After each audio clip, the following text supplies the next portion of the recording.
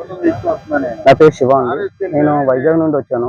నేను మెయిన్ ఇక్కడ రావడానికి కారణం పవన్ కళ్యాణ్ గారి గురించి అంటే విన్నది కాదు. నేను డైరెక్ట్‌గా చూసినవి చాలా ఉన్నాయి వైజాగ్‌లో.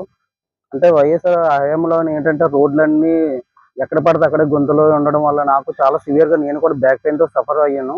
అలాంటిది ఈ మధ్యన రీసెంట్‌గా మా ఇంటి దగ్గర జరిగిన ఇన్సిడెంట్ ఏంటంటే ఒక ఒక అబ్బాయికి యాక్సిడెంట్ జరిగిందనమాట.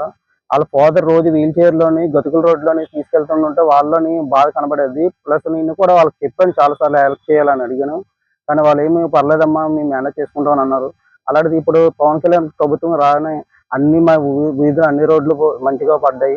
ఈ రోడ్లు మంచిగా ఉండడం వల్ల వాళ్ళు వీల్ చైర్‌లో వెళ్తున్నా సరే వాళ్ళకి ఆ బాధ తెలియట్లేదు. చాలా సంతోషంగా వెళ్తుంటే వాళ్ళ కళ్ళలో ఆనందం చూసాను. అది నేను వీడియో కూడా తీయడం కూడా జరిగింది.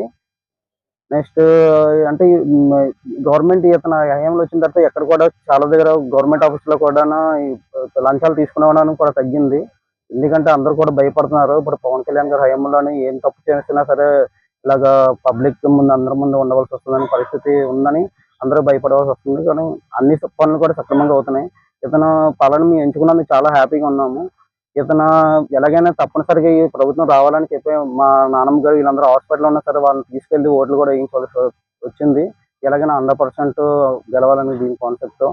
మేము చాలా హ్యాపీగా ఫీల్ అవుతున్నాము. తరతరాలు కూడా ఇతనే వచ్చి ఉండి మన రాష్ట్రానికి మంచి పేరు తీసుకొచ్చి ఇలాగా అతను ఒక అభ్యున్నత స్థితిలో తీసుకెళ్తారని చాలా ఆశపడుతున్నాము.